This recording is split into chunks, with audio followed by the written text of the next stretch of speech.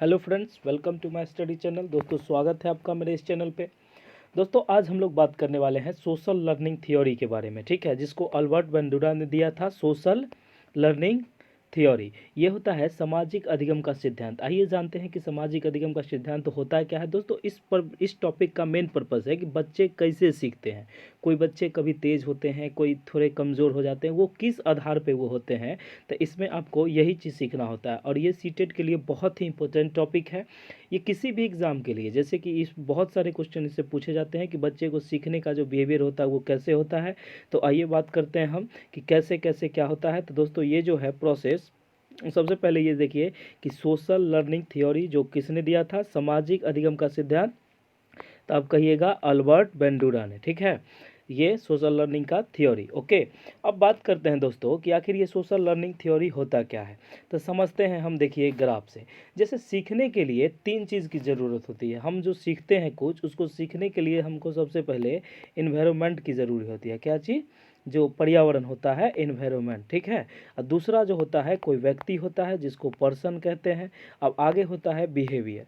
अब क्या होता है? बिहेवियर। ये तीनों एक दूसरे से अटैच होते हैं, ठीक है। कोई बच्चा अगर अच्छे वातावरण में होगा तो वो व्यक्ति भी अच्छा होगा और उसका बिहेवियर भी अच्छा होगा। अगर मान लीजिए इसमें से कोई चीज़ खराब हो गया तो वो सारा चीज़ खराब हो जाएगा। जैसे अगर किसी बच्चे का बिहेवियर खराब है तो उस समाज के सारे व्यक्ति को वो खराब कर देगा, ठीक है। उसके साथ जितने व्यक्ति का अटैचमेंट रहेगा वो सारे को क्या कर देगा? खराब कर देगा। तो दोस्तों, जैसे कि हम बात करते हैं तो सीखने के लिए हमको तीन चीज़ का ज़रूरी है।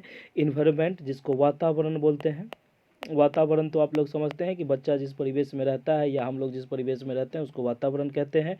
अब सबसे पहला होता है पर्सन, जो व्यक्ति होता है वो। उसके बाद होता है उसका व्यवहार। ये तीनों एक दूसरे से अटैच में होते हैं। इसका अटैचमेंट का मतलब ये हुआ कि अगर कोई भी चीज़ इसमें ख़राब हुआ तो वो पूरा आपके साइड इफेक्ट पड़ते हैं। तो सबसे पहले दोस्तों समझिए कि सामाजिक अधिगम सिद्धांत क्या होता है। तो सामाजिक अधिगम का सिद्धांत जो था वो किसने स्टार्ट किया था? तो अल्बर्ट बेंडूरा ने। सीखने के लिए हमें तीन चीज़ की ज़रूरत होती है, जैसे इन्वायरमेंट, पर्सन और बिहेवियर, जिसमें से आपको अभी बताया कि अगर कोई भी चीज़ खराब होगा तो उसमें से बिहेवियर पूरा पड़ जाएगा। उसके बाद होता है सामाजिक अधिगम सिद्धांत होता क्या है। इसका प्रतिपादन जो है अल्बर्ट बंडूरा ने किया था। इसके अनुसार व्यक्ति अवलोकन, नकल और आदर्श व्यवहार के प्रतिमान के माध्यम से एक दूसरे से सीखता है। अब बच्चे को आप देखिएगा, बच्चे को आप जनरली ऐसे कुछ सिखाइएगा तो वो नहीं सीख पाएगा, लेकिन उसको नकल करने के लिए बोलिए तो वो किसी का अवलोकन करके कोई भी चीज़ कर रहे हैं तो उसको देख के वो आपके तरह करने की कोशिश करेगा, ठीक है। तो ये सब एक दूसरे से जुड़े होते हैं। उसके बाद बेंडूरा कैसे वैज्ञानिक थे? तो ये एक संज्ञानवादी वैज्ञानिक थे।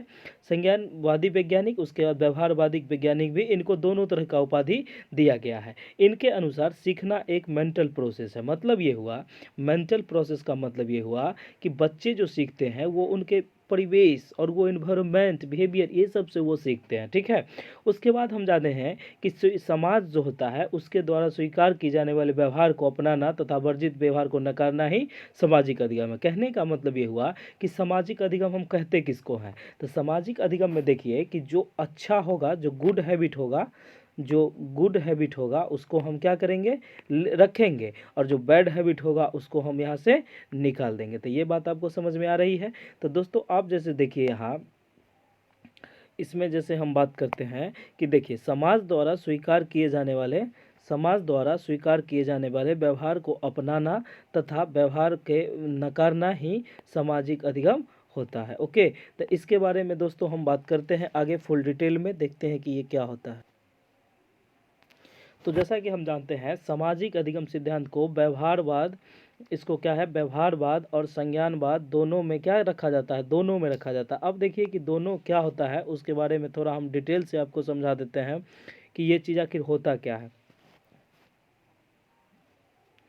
तो देखिए कि संज्ञानात्मक अधिगम और सिद्धांतों के बीच एक योजिक कड़ी होती है। योजक कड़ी का मतलब ये होता है कि एक दूसरे को ये जोड़ता है, ठीक है, उसको हम क्या बोलते हैं? योजक कड़ी। अब देखिए, क्योंकि यह सिद्धांत ध्यान, मोटिवेशन, इसका जो इस सिद्धांत का जो होता है वो मोटिवेशन पर टिका होता है, अटेंशन पे होता है। उसके बाद जो होता है मेमोरी, जो प्रेरणा होता है, तीनों को संयोजित करके ये जो बनता है उसको हम कहते हैं सामाजिक अधिगम का सिद्धांत। उसके बाद बोला जाता है कि अल्बर्ट बेंडूरा के अनुसार सीखने की कुछ प्रक्रिया होती है। सबसे पहले बच्चा क्या करेगा, किसी चीज़ का ऑब्जर्वेशन, इसको निरीक्षण आकलन ऐसे भी बोल सकते हैं। उसके बाद हो जाएगा कि मॉडलिंग, इमिटेशन इसको बोलते हैं, जैसे वो नकल करके बच्चा सीखता है। सबसे पहले अवलोकन करेगा कि उस चीज़ को हम देखेंगे कि उस चीज़ ऐसे होता है कैसे।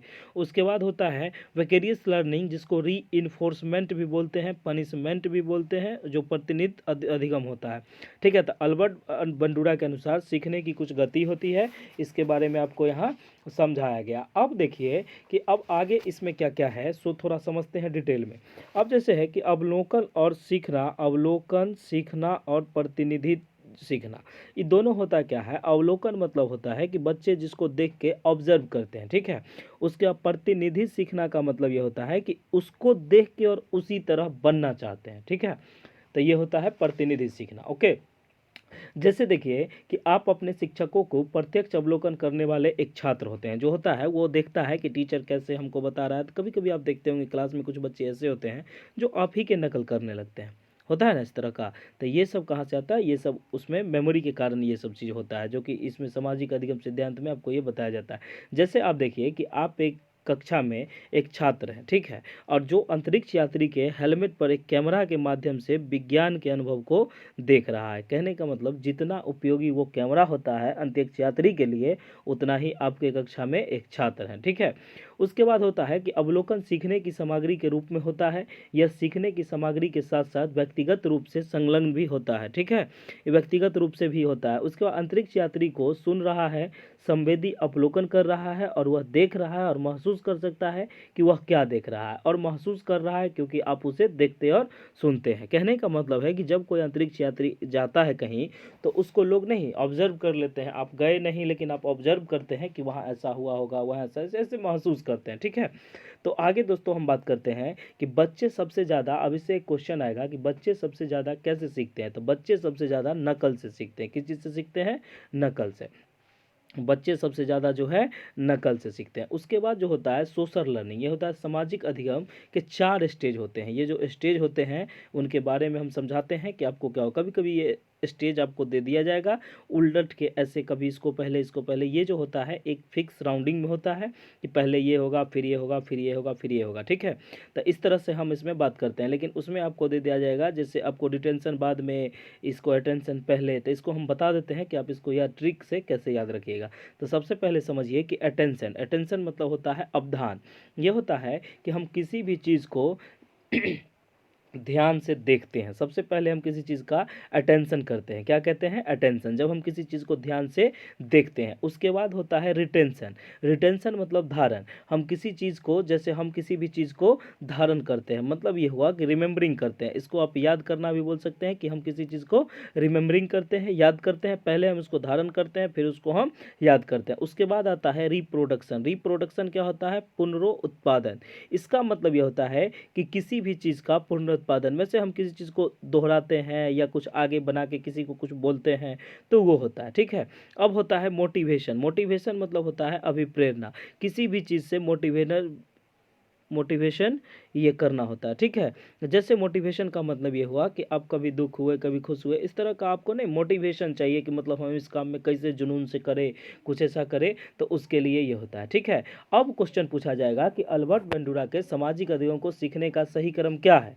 अल्बर्ट बेंडूरा को सीखने का सही क्रम क्या है। तो जैसा कि हम बताए थे कि ट्रिक से आपको समझ में आएगा। तो अल्बर्ट बेंडूरा के सामाजिक अधिगम को सीखने के लिए सबसे पहले अवधान, फिर धारण, फिर पुनरुत्पादन, फिर अभिप्रेरण। अभिप्रेरणा सबसे लास्ट में। इसको हम ARRM, आप इसको याद रखिए, ARRM।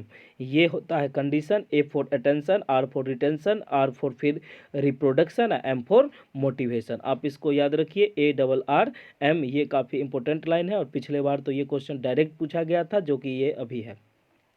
उसके बाद होता है कि सेल्फ इफिशियंसी। इसका मतलब होता है 100 प्रभावों उत्पादकता। कहने का मतलब है कि अपने स्वयं के कामकाज को प्रतिबिंबित करने के लिए एक ही एजेंट के परिचय को स्थानांतरित करने के लिए आवश्यकता होती है कि हम किसी चीज़ को करेंगे तो उसमें हम कितना अच्छा कर सकते हैं, ये तो हम सेल्फ एफिशिएंसी बताएंगे, जैसे हम खुद करके। अब सेल्फ एफिशिएंसी जो होती है वो दो प्रकार की होती है। अब दो क्या क्या होता है, तो एक होता है लो कॉन्फिडेंस, एक होता है हाई कॉन्फिडेंस। अब जो साधारण बच्चे होते हैं, ठीक है, जो साधारण बच्चे होते हैं उसमें लो कॉन्फिडेंस होता है कि उसको आप कितनों क्लास में तेज रहेंगे, उसको आप मैथ दीजिए चाहे कुछ ऐसा दीजिए तो बोलने में वो हिचकिचा जाएंगे, तो उनमें अंदर कॉन्फिडेंस की कमी है। उसको कॉन्फिडेंस कहाँ से आएगा, तो हम मोटिवेशन से उसको हम कॉन्फिडेंस दे सकते हैं कि देखो सामने वाला बच्चा कितना अच्छा कर रहा है, तो आप भी इस उम्र में अच्छे करोगे। उसके बाद एक होता है हाई कॉन्फिडेंस। कोई बच्चा एकदम कुछ आता चाहे नहीं लेकिन कहेगा हम बोलेंगे, तो उस तरह का नहीं होता, ये एक्स्ट्रा ऑर्डिनरी काम करते हैं। ऐसा नहीं कि नहीं आता है, मतलब एक कहे कि आए चाहे नहीं आए लेकिन वो एकदम तैयार रहते हैं, तो इसको कहते हैं हाई कॉन्फिडेंस वाला बच्चा, ठीक है। इस प्रयोग के आधार पर बंडूरा ने यह निष्कर्ष निकाला कि छोटे बच्चे को यह नहीं पता होता है कि उनको क्या सीखना चाहिए और क्या नहीं सीखना चाहिए, ठीक है। इसलिए ये बात हमेशा याद रखिए कि इसलिए बच्चों को हमेशा आदर्श व्यवहार की प्रतिमा आइडियल मॉडल को प्रस्तुत करना चाहिए, ठीक है।